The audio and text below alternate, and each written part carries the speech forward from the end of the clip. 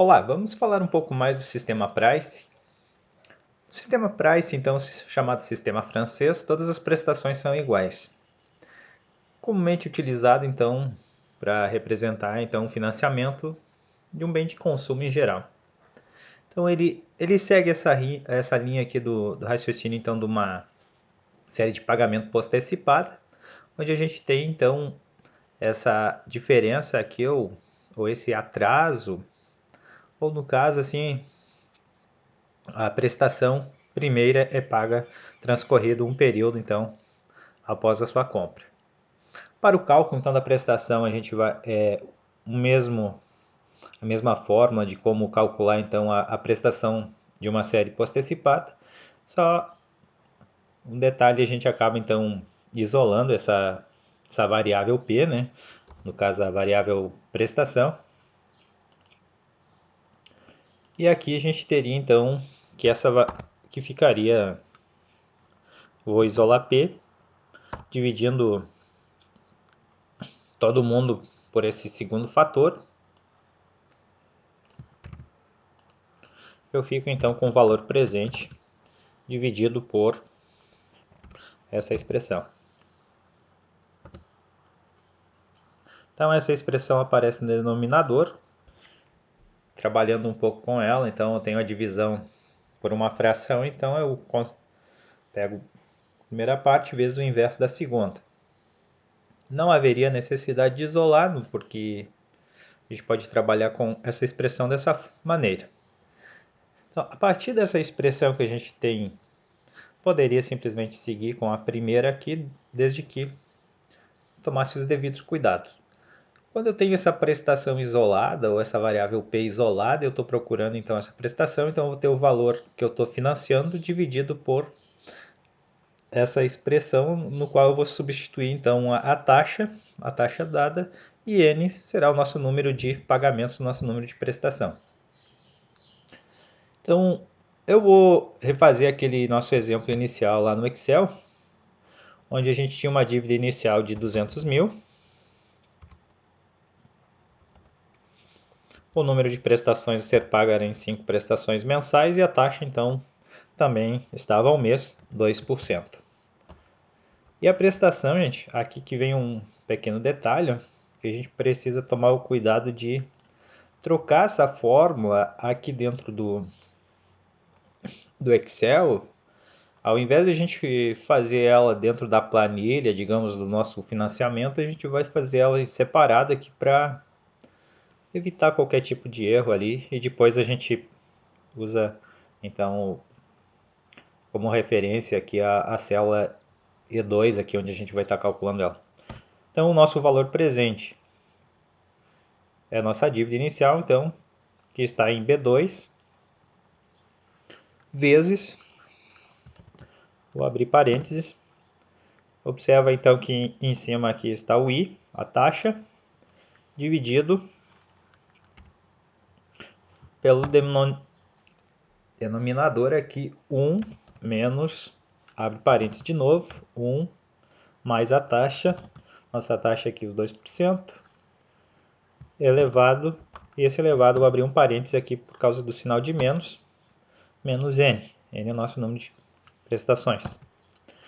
Então, aqui o Excel ele destaca as cores dos parênteses que foram abertos e fechados. Esse parênteses aqui está iniciando aqui depois da divisão e está fechando aqui no final. Tá ok, correto, preciso tudo disso. E aí o parênteses aqui em preto, toda a outra parte aqui da expressão.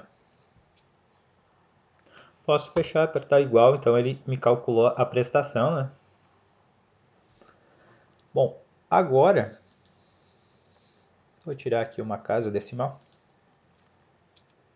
Agora a gente vai então usar as referências aqui para preencher a tabela.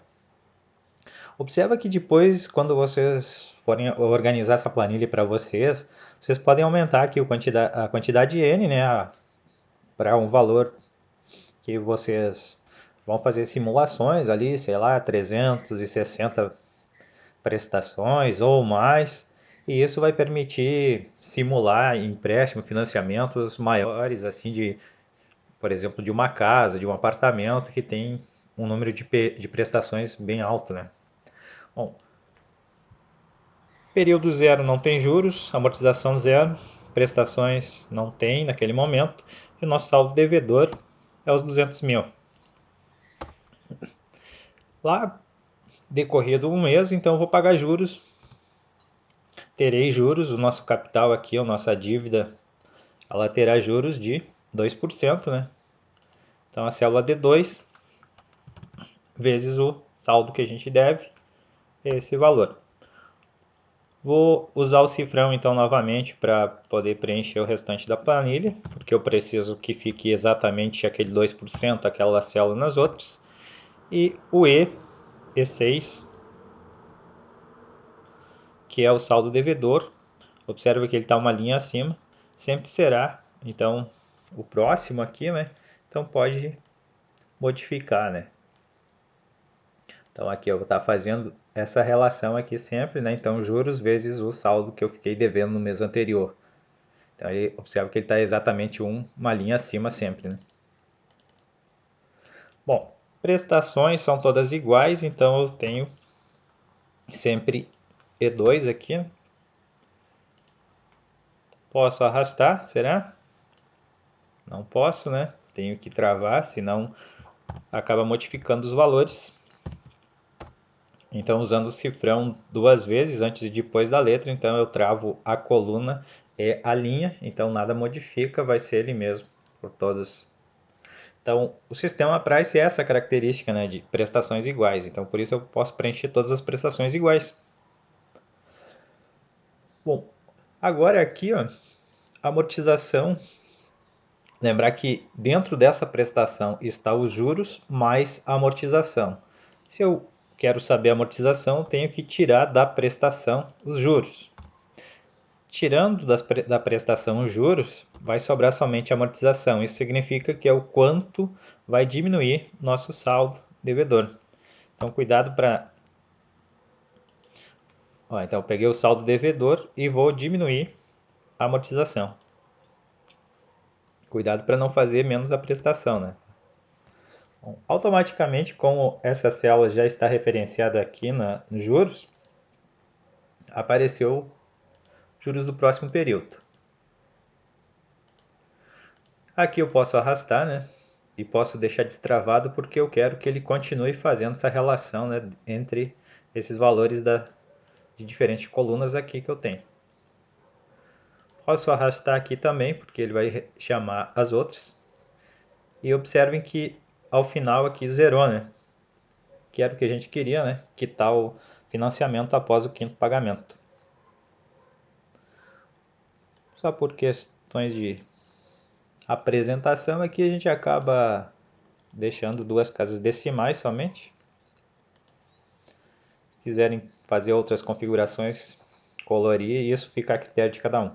Então, com isso a gente utilizou então o Excel para fazer essa planilha do Price. Fizemos para 5 períodos, mas pode ser simplesmente arrastada aqui, ampliada para mais períodos, né? Bom, aqui no problema inicial, a gente tem uma pergunta que nos remete à seguinte questão. Um banco emprestou R$ 10.000 a um cliente a ser pago em 12 prestações mensais pelo sistema Price. Para uma taxa de juros de 2,5% ao mês, o valor da amortização embutida na segunda prestação é igual a... Esse 742,99 é o que a gente está procurando. Então há diferentes formas de fazer, né? Então, esses problemas aqui geralmente são pensados ou caem em concursos quando a pessoa não tem, digamos, a possibilidade de utilizar uma planilha do Excel, assim, porque senão fica bem simples substituir esses valores, né? Vamos, 10.000, 12 prestações, tema price, 2,5. Vamos só substituir lá. 10.000, 12 prestações, 2,5. E o valor da prestação a gente tem ali, a gente teria que aumentar as linhas aqui, né? Vamos arrastar até... A gente, ó, 5, 6, 7, 8, 9, 10, 11, 12. E na 12ª Observe que as nossas referências foram feitas corretamente, a gente travou taxa, a gente permite com que se modifique somente o que pode ser modificado e mantendo as correspondências corretas, né? Se não travar, vai dar problema. Ele arredondou para 3 mais 2,5. Bom, se a gente analisar aqui, ó, ao final da 12ª, então foi quitado. Se eu analisar por aqui, ó, ele está pedindo amortização da segunda prestação. A amortização da segunda prestação é esse 742,99. Mas de que forma a gente iria fazer sem o auxílio do Excel? Bom, então, para montar uma possibilidade pelo fluxo de caixa, né, então aqui eu descrevi no material como calcular a prestação, né? Então, é o mesmo problema de uma série post-antecipada.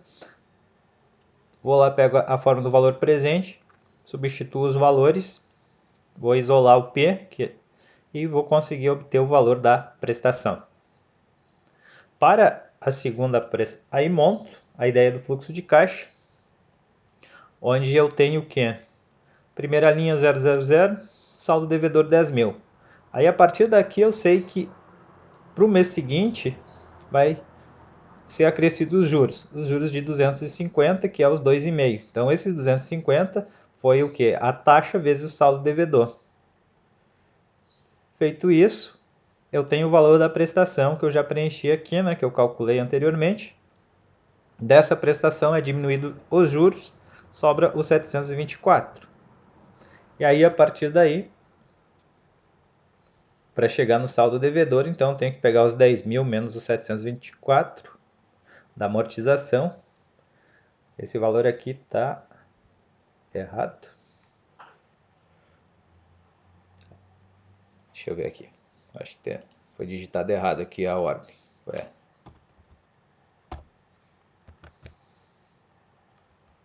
É 2.775,13. E aí esse cara, então, ele sofre juros. E os juros, então, de 2,5 sobre ele vai dar 231. E aí, então, pego a prestação, tiro os juros, sobra somente os 742,99. Então, prestação menos juros vai me dar amortização. E aí, então, a amortização da segunda prestação, né? Representa, então, que isso é o saldo que baixou após pagá-lo, né? Então, essa seria a resposta. Uma outra análise um pouquinho mais, digamos, difícil inicialmente, mas talvez mais fácil daqui a pouco, é analisar pelo saldo devedor, né? Que você pode analisar pelo saldo devedor em cada data e observar o quanto baixou, né? Se eu observo que o meu saldo devedor, após ter pago uma prestação, é 9.275 e após ter pago duas é 8.700 e 8.532, eu posso simplesmente descontar esses valores aqui um do outro e vejo quanto baixou. E esse o quanto baixou, diminuiu, essa diferença é o quanto foi amortizado. Se eu for fazer mais adiante, eu vou apresentar uns exemplos, exercícios que é refinanciamento de dívida ou saldo devedor após ter quitado uma determinada quantidade de prestações.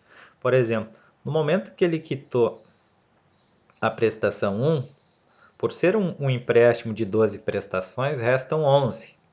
Então eu posso calcular essa representação como sendo 11 prestações ainda, e aí eu calculo isso na data primeira. Vamos observar aqui o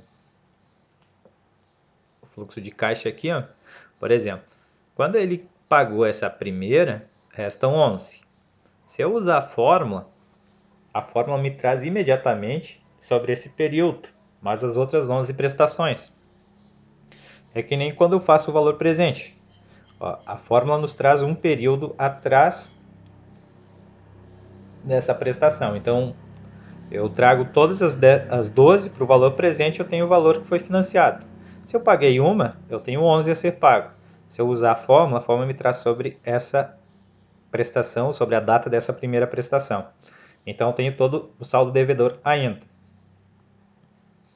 Então eu posso trazer essas 11 aqui e saber o quanto eu fiquei devendo e fazer a partir dali.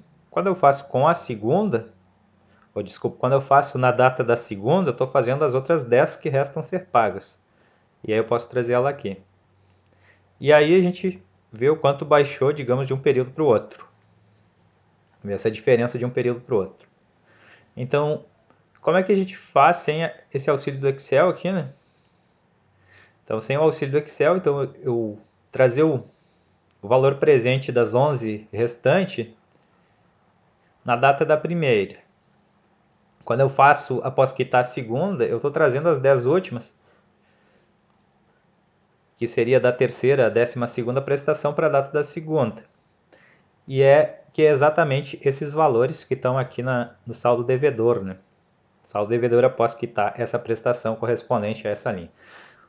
Então, aqui, ó, calcular essas 10 prestações, desculpa, essas 11 prestações da segunda à 12ª equivale a fazer, digamos, o valor presente de 11 dessas 11 prestações. Então, o valor presente de 11 vai nos dar os 9.725, correspondente ali a esse valor. Quando eu faço da terceira à 12ª, eu tenho, então, uma representação visual mental é exatamente o mesmo, ó, digamos assim, sem considerar a primeira prestação. É como se fosse um outro empréstimo, um outro valor, um outro fluxo de caixa, mas a gente pode trazer isso para essa data a partir dessa forma, porque a gente está retirando todos os juros, né? Então, com a equivalência ali de capitais, de fluxo de caixa, a gente consegue fazer tudo isso. Bom, trazendo essas outras 10 prestações para essa data, então eu chego a essa dívida. A gente vai usar esse mesmo raciocínio para trabalhar com questões do tipo de refinanciamento de dívida, ver o saldo devedor a partir de um pagamento qualquer, né? Então, a amortização então da segunda prestação pode ser vista também então como sendo essa variação entre esses dois saldos devedores, né? Após ter pago a primeira e após ter pago a segunda. A amortização ali da segunda prestação, conforme a gente já tinha visto, então é 742,99. Bom, no exemplo anterior ainda, digamos que se precisasse quitar junto com a terceira prestação. Se quiser, após o pagamento da segunda prestação, então a dívida era 8.532, que vai ser atualizada pelos juros de 2,5 ao mês, né, até chegar a data do próximo pagamento da terceira prestação. Então lá, desta forma, se a pessoa conseguiu grana para pagar o empréstimo junto com a terceira prestação a ser paga, ela tem o saldo devedor, né, que ela devia lá ao ter pago a segunda, mais os juros desse saldo devedor. Ou seja, ela tem esses 8.532 mais 2% dele mesmo. E aí, atualizando esse valor, então, eu fico com 8.745,44. Então, lá no ato do vencimento da terceira prestação, se ele quiser pagar o empréstimo, quitar o empréstimo, ele precisa desse valor.